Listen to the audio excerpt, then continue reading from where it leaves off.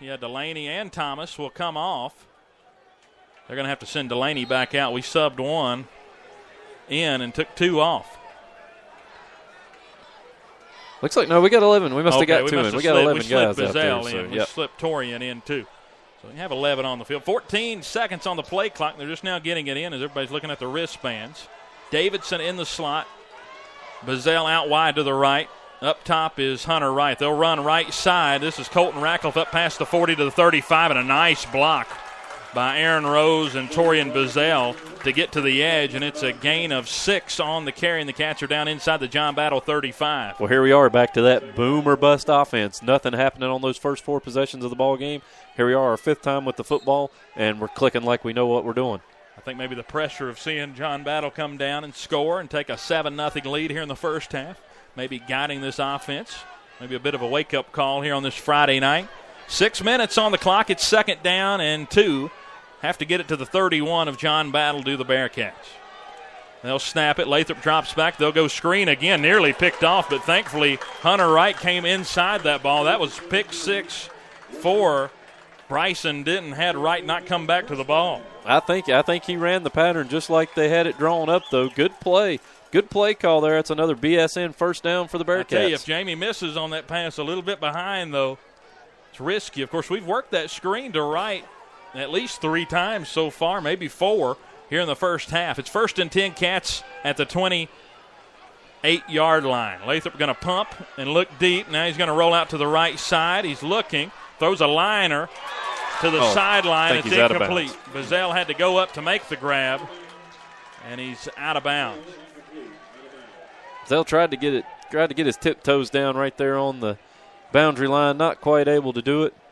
Again, Rodriguez getting into the backfield for the Trojans, forcing Lathrop out of the pocket and making him release the ball pretty quick. But some good balls thrown so far tonight by Jamie. I like that. Yeah, he's hit a couple downfield. He had one right on Ratcliffe early that would have put the Cats likely on the board. But it's 2nd down and 10 here as the incompletion to Bazell.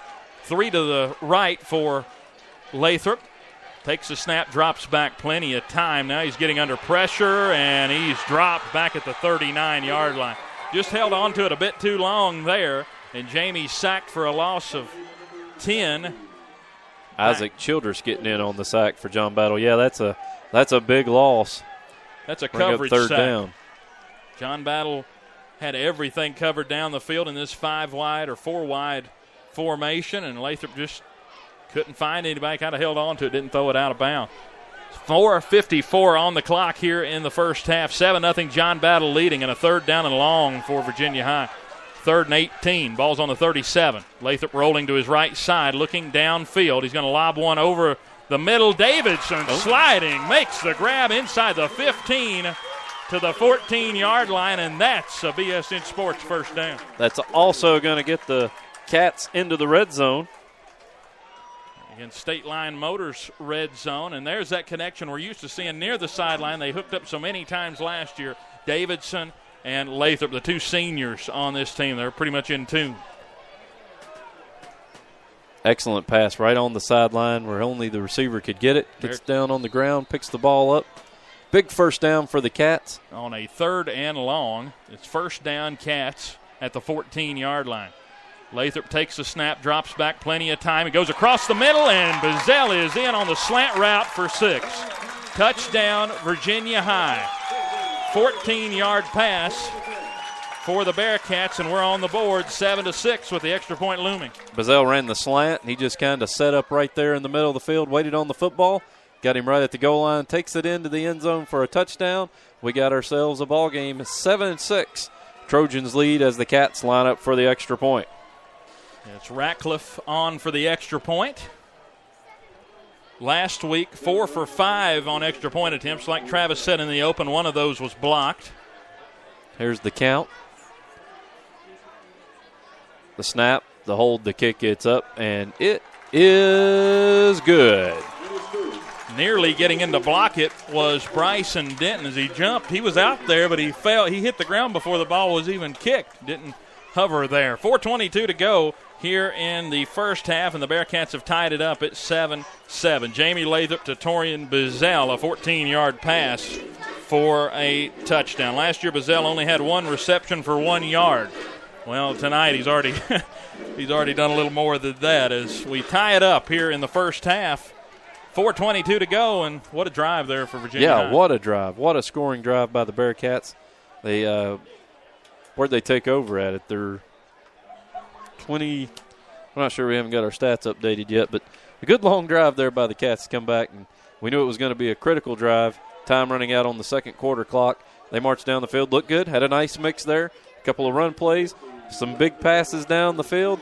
We got this game all tied up, 7 apiece, 4:22 remaining in the first half. Again, here in the State Line Motors second quarter, and we have the State Line Motors kickoff coming up here. Again, you can visit their inventory and view it online at StatelineMotorsVA.com.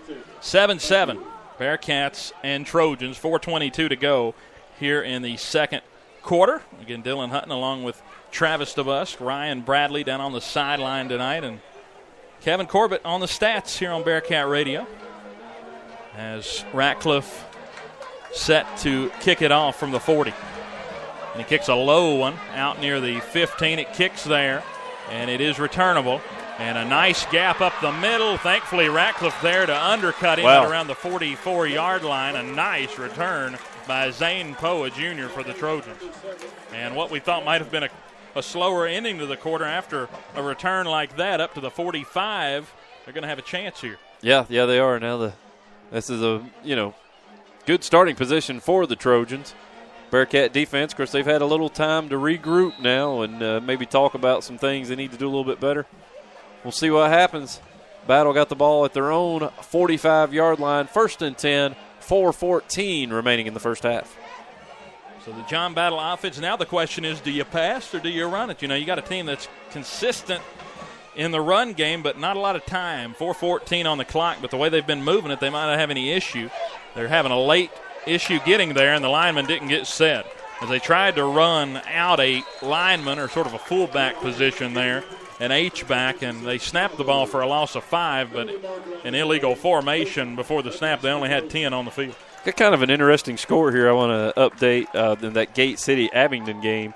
At the end of the first quarter, the score, Devils 6, Falcons 3.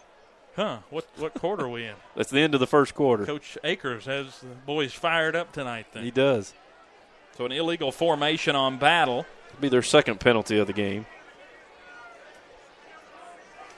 And they're going to decline the penalty because we got to the play, and they had already remarked the ball to move it, but Coach Chris declined it because now it's second down and about where they would be. Maybe gained a yard there, but they lost the down. Right, yep. It's second down and 14, whereas it would have been 1st and 15. Smart move there by Coach Chris. And it gets the clock back up and running.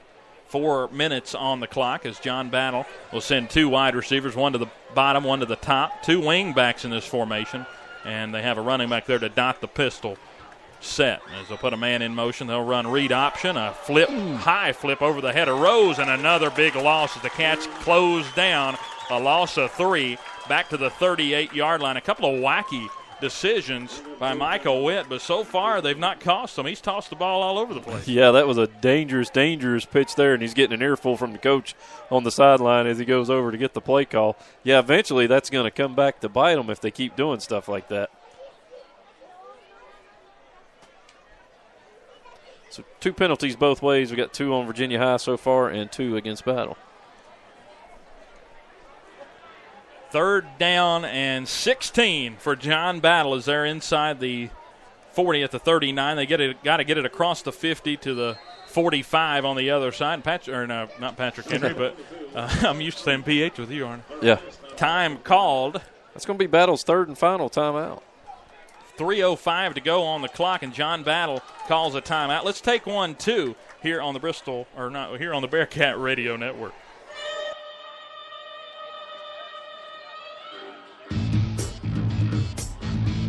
You're listening to the best high school football in the Tri-Cities on the Bearcat Sports Radio Network.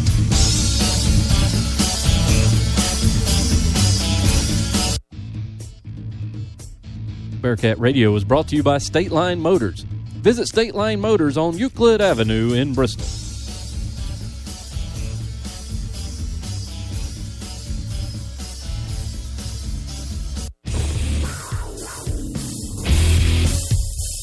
You're listening to Virginia High Bearcat football on Spreaker Radio.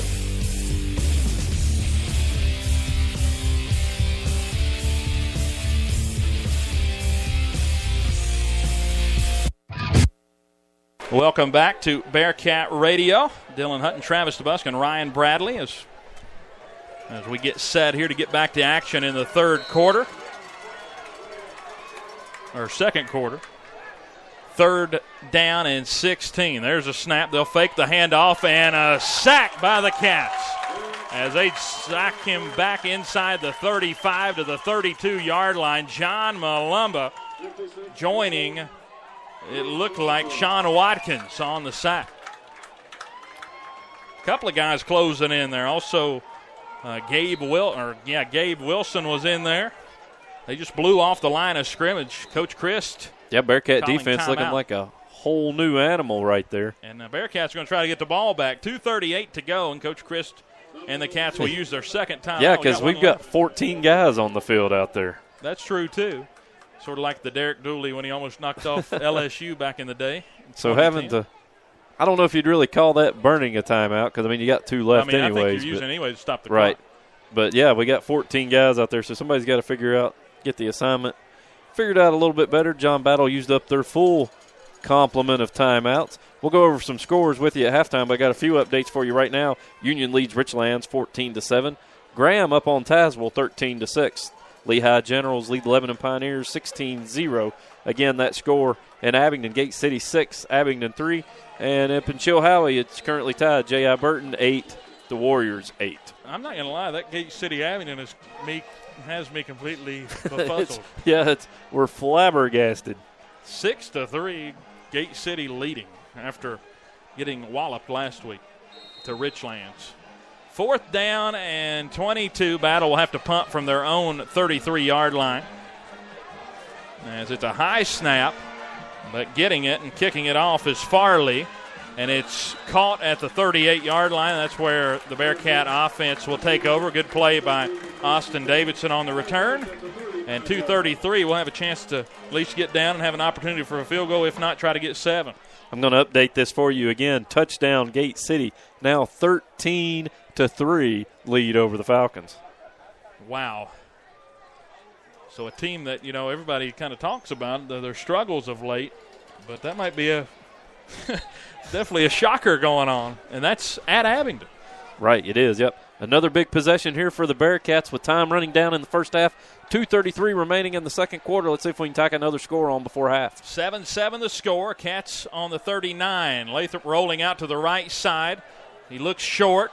Ratcliffe with a one-handed grab, but they say he was down. The ball was hit the ground. It was a nice effort at it, a good angle by the referee there, and it'll bring up second down and 10. That was Lathrop rolling out almost full speed. There was no slowdown in the way he rolled out. So second down and 10 Bearcats, 2:26 to go. And it seems like, that you can be aggressive for 2 more downs here and try to get as much as you can because you have faith in the punt game. Oh, yeah. Special teams like we hit on in the opening and hit on already tonight. Looking really good. So we got an official timeout here to swap the game ball, and I think we're back ready to play. Second down and 10 from the 39. From their own 39 are the Cats. Solid black uniform, 7-7 the score. Lathrop dropping tons of time. He looks over the middle. This is Bazell. Contact, but Bazell overran the route. He was through behind him a bit. There was a little bit of a elbow thrown by John Battle there as Childress was on the coverage, but no foul. I don't know if that was a catch. I don't know if it was enough to affect the play anyways. I'm a guy that thinks you got to be able to have a little bit of contact out there. He just basically overrun the pass, or Lathrop, I guess, didn't have the ball in the right place, a little behind him with the throw, but that's okay. I like the play calling here. Like you said, let's stay aggressive. I think you do it again. 2:18 remaining here in the second quarter clock. You've shown the ability to punt the ball deep. 3 wide to the right. Lathrop, a 3-step drop. He's going to look to scramble out, and he's sacked back at the 38-yard line, a loss of 1, maybe 2.